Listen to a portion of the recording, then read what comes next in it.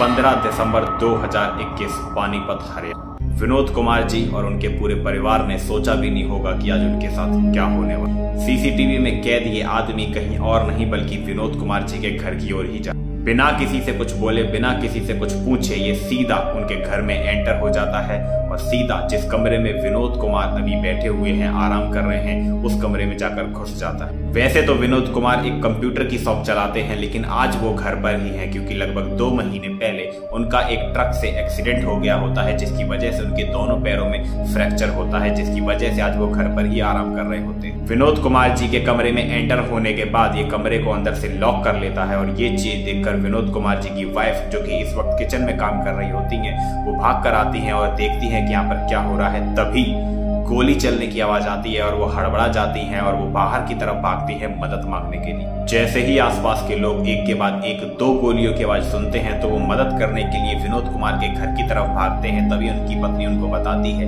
कि इस कमरे में एक अनजान आदमी बंदूक लेकर घुस गया है जो विनोद कुमार जी के साथ है। काफी मशक्कत करने के बाद पड़ोसी उस कमरे के दरवाजे को नहीं तोड़ पाते हैं, लेकिन इत्तेफाक से उसी कमरे के बिल्कुल बगल में एक खिड़की थी जो कि खुली हुई थी। सभी पड़ोसी उस खिड़की से एक दर्दनाक मंजर को देखते हैं, जिसमें वो देखते हैं कि उस आदमी ने विनोद कुमार को बेड से नीचे गिरा दिया है और एक गोली उनके कमर पे मार दिया और एक गोली उनके सर पे। ये सब देखने के बाद पड़ोस के लोग काफी ज्यादा आग बबूला हो जाते हैं और वो तुरंत उस आदमी को वहां से पकड़ लेते हैं और उसके बाद उसको लट्ठे से बांधकर उसमें बहुत ज्यादा मार लगाते हैं और उसको पुलिस के हवाले कर देते हैं। वहीं दूसरी तरफ कुछ लोग लहूलुहान हुए पड़े विनोद कुमार जी उनको हॉस्पिटल लेकर जाते हैं, लेकिन एक गोली सर में लगने की वजह से विनोद कुमार जी अपनी जिंदगी की बाजी हार जाते हैं। कौन था ये आदमी और क्या थी इसकी विनोद कुमार से दुश्मनी और क्यों किया इसने दिन दहाड़े विनोद कुमार का उनके ही घर में घुस के कत्ल, आइए जानते हैं।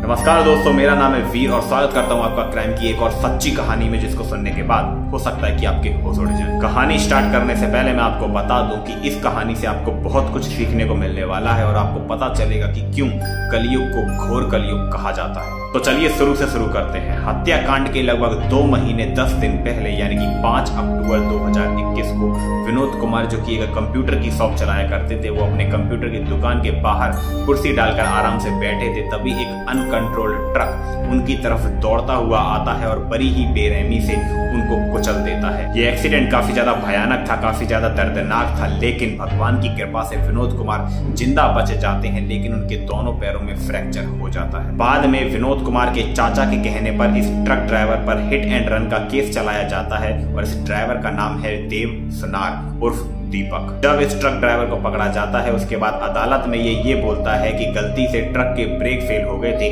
जिसकी वजह से ट्रक इसके कंट्रोल से बाहर हो गया था और ये एक्सीडेंट हो गया। कोर्ट वाले भी इसको जस्ट एक्सीडेंट मानकर लगभग 1 हफ्ते बाद देव सुनार यानी कि दीपक को बेल दे देते हैं और अब दीपक पूरी तरीके से रिहा हो चुका है। लेकिन उस एक्सीडेंट के ठीक 2 महीने 10 दिन बाद विनोद कुमार जी की गोली मारकर हत्या कर दी जाती है और पड़ोस वाले जिस आदमी को पकड़ के पुलिस के हवाले करते हैं वो आदमी कोई और नहीं बल्कि देव सुनार यानी कि दीपक ही होता है। यानी कि वही ट्रक ड्राइवर जिसको लगभग 2 महीने 10 दिन पहले पुलिस ने विनोद कुमार के एक्सीडेंट के केस में पकड़ा था। अब बिल्कुल आपकी तरह हर कोई यही सोच रहा था कि ऐसी क्या दुश्मनी थी इस ट्रक ड्राइवर की विनोद कुमार जी के साथ जो इसने उनकी हत्या कर दी। पूरा मुकदमा चलाया जाता है और वो ट्रक ड्राइवर अदालत में ये बोलता है कि जिस केस में विनोद कुमार जी ने मुझे जेल करवाई थी, मैं चाहता था कि वो उस केस को वापस ले लें, लेकिन वो ले नहीं रहे थे, जिसकी वजह से गुस्से में आकर मैंने उनकी हत्या कर दी। पूरी जांच पड़ताल करने के बाद उस ट्रक ड्राइवर को जेल में डाल दिया जाता है और इस केस को यहीं क्लोज कर दिया जाता है, ये सोचकर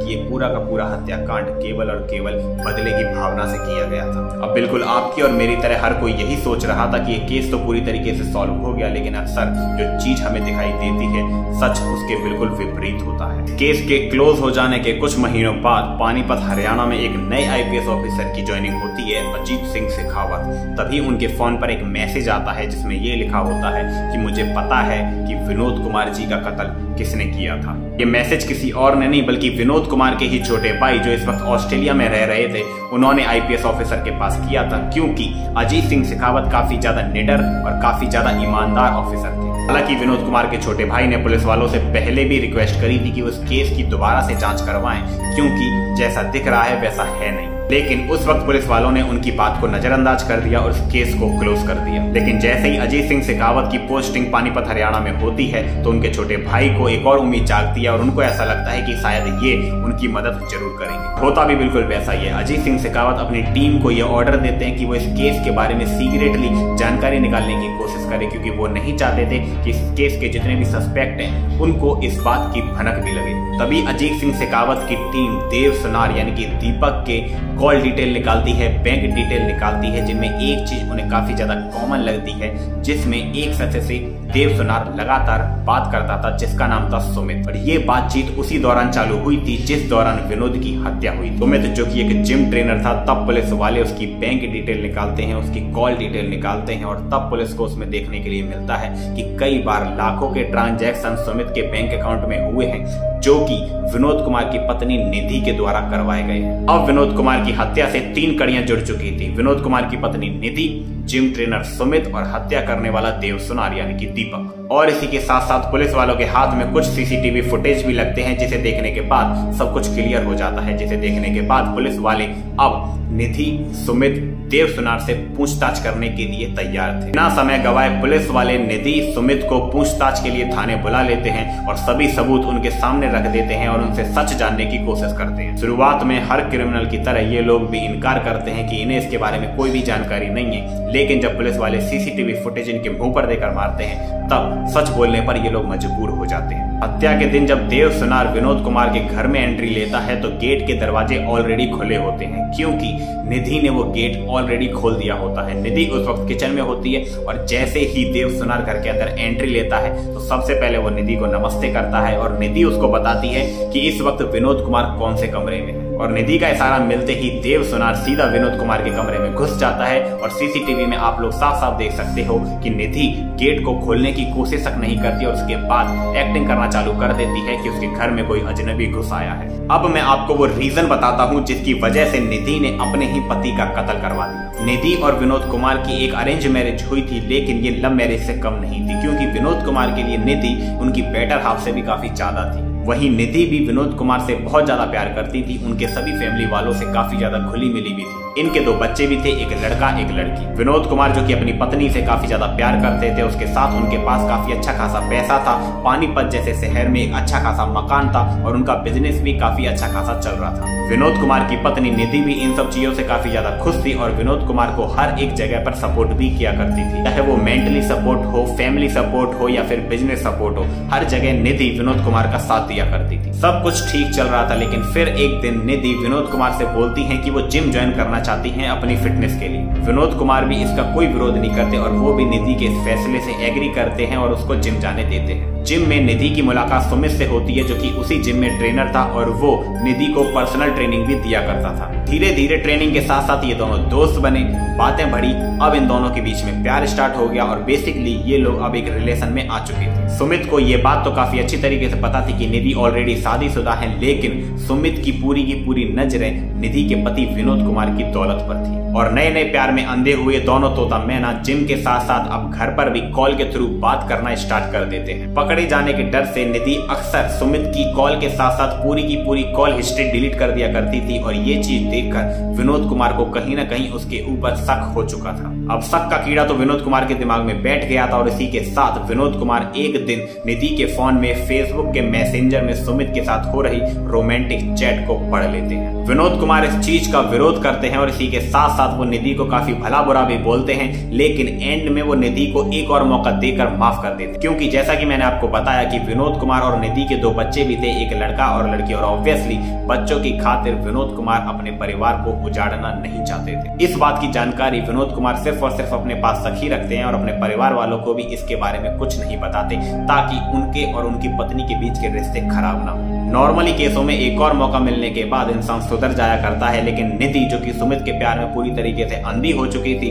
उसके दिमाग में तो कुछ और ही षड्यंत्र चल रहा था। तभी निधि डिसाइड करती है कि उसके और सुमित के प्यार के बीच में सबसे बड़ा अगर कोई रोड़ा है तो वो विनोद कुमार है। और वो डिसाइड करती है कि अगर उसे सुमित के साथ रहना है तो उसको विनोद कुमार को रास्ते से हटाना पड़ेगा, यानी कि विनोद कुमार का कत्ल करना पड़ेगा। और अगर वो ऐसा करती है तो विनोद कुमार की मौत के साथ विनोद कुमार का जो इंश्योरेंस है उसका काफी ज्यादा पैसा भी निधि को मिल जाएगा। तभी उसको एक ऐसे इंसान की तलाश होती है जो उसकी इस काम में मदद कर सके। तभी उसको मिलता है देव सुनार, और देव सुनार से वो ये बोलती है कि वो उसको 10 लाख रुपए देगी और उसके परिवार का पूरा खर्चा उठाएगी, और अगर उसको जेल हो जाती है तो उसको जेल से बेल भी दिलवाएगी। विनोद कुमार जो कि एक गरीब इंसान था जिसके आगे पीछे कुछ भी खोने के लिए नहीं था, वो इस बात से एग्री कर जाता है और निधि के इस प्लान में शामिल हो जाता है। तभी निधि एक सेकंड हैंड ट्रक खरीदती है और वो ट्रक देव सुनार को देती है ताकि एक्सीडेंट के थ्रू वो विनोद कुमार की हत्या कर दे। लेकिन जैसा कि मैंने आपको बताया कि भगवान की कृपा से विनोद कुमार कैसे भी करके उस एक्सीडेंट से बच जाते हैं, लेकिन उसी के 2 महीने 10 दिन बाद वो दोबारा से देव सुनार से मिलती है और उसको ये बोलती है कि अब तुम्हें डायरेक्ट ही उसकी हत्या करनी पड़ेगी, वो भी बंदूक से। और जैसा कुछ निधि प्लान करती है ठीक होता भी वैसा ही है। देव सुनार विनोद कुमार के घर में आकर विनोद कुमार को 2 गोली मारकर उनकी हत्या कर भी देता है। केस पूरी तरीके से सॉल्व हो गया था। देव सुनार को जेल हो गई थी और निधि ने पानीपत वाले अपने उस घर को छोड़कर कहीं और रहने का फैसला कर लिया था। जब परिवार वालों ने इसकी वजह पूछी तो उसने बोला कि मुझे यहाँ पर विनोद कुमार की याद सताती है, इसीलिए मैं यहाँ पर नहीं रहना चाहती, मैं यहाँ से कहीं और रहना चाहती। निधि अपने उस पानीपत वाले घर को छोड़कर किसी और जगह एक नया घर ले लेती है और अपने फादर इन लॉ और अपने बच्चों के साथ वहीं पर शिफ्ट हो जाती है। बेसिकली निधि ऐसा इसलिए करती है ताकि अब उसके साथ कोई भी रोक टोक ना हो और सुमित उसे डायरेक्टली वहां पर मिलने आ सके। ऑब्वियसली अगर एक नई जगह पर वो जाकर रहेगी और कोई नया बंदा उससे मिलने आएगा तो आस पड़ोस में किसी को पता नहीं होगा कि ये इसके घर का है या फिर बाहर का। और नया घर लेने के कुछ दिनों बाद निधि बड़ी ही चालाकी से अपने बच्चों को और अपने फादर इन लॉ को ऑस्ट्रेलिया अपने देवर के पास भेज देती है। और अब निधि पूरी तरीके से आजाद हो चुकी थी, इंश्योरेंस का पैसा उसे मिल चुका था, उसी के साथ साथ उसके फादर इन लॉ का भी जितना पैसा था वो भी उसी के पास था। और इसी का फायदा उठाते हुए अब वो अपनी लाइफ को एंजॉय करना चाहती थी और वो सुमित के साथ मनाली एक ट्रिप पर भी निकल जाती है। लेकिन इस बात से पूरी तरीके से अनजान निधि ये नहीं जानती थी कि उसका देवर यानी कि विनोद कुमार का छोटा भाई उसको कहीं ना कहीं निधि के ऊपर शक था, और वो अपने सोर्सेज से इन चीजों का पता लगाने की कोशिश करता है और कहीं ना कहीं उसका शक यकीन में बदल जाता है। और बाद में वो पुलिस वालों से इस केस के रीचेकिंग की डिमांड करता है और आईपीएस ऑफिसर अजीत सिंह शेखावत की मदद से आरोपियों को गिरफ्तार भी करवा देता है। अगर शुरुआत में ही पुलिस इस केस में और ज्यादा इंटरेस्ट दिखाती और अच्छी तरीके से जांच करती तो वो सीसीटीवी फुटेज उनको बहुत पहले ही मिल जाते, जिससे साफ साफ क्लियर हो जाता कि कहीं ना कहीं इस केस के अंदर निधि भी शामिल थी। खैर निधि और सुमित ज्यादा दिन तक आजाद नहीं घूम पाए और आज की डेट में ये तीनों लोग जेल में हैं और इस केस को अब क्लोज कर दिया गया है। किसी शायर ने बहुत ही खूब लिखा है, दुश्मन मिले 1000 पर बीवी न मिले चिनार। इस पूरी क्राइम की सच्ची कहानी से आपको जो भी सीखने को मिला हो उसको अपनी लाइफ में कहीं ना कहीं काम में जरूर लाना, क्योंकि हो सकता है किसी और की गलतियों से आपकी लाइफ बच सके। तो आज की वीडियो में इतना ही। अगर आपको इस कहानी से कुछ भी सीखने को मिला हो तो प्लीज इस वीडियो को लाइक कर देना, मेरे चैनल को भी सब्सक्राइब कर देना। अब मैं मिलता हूं आपसे अगली वीडियो में, तब तक के लिए स्टे सेफ, स्टे हेल्दी। जय हिंद।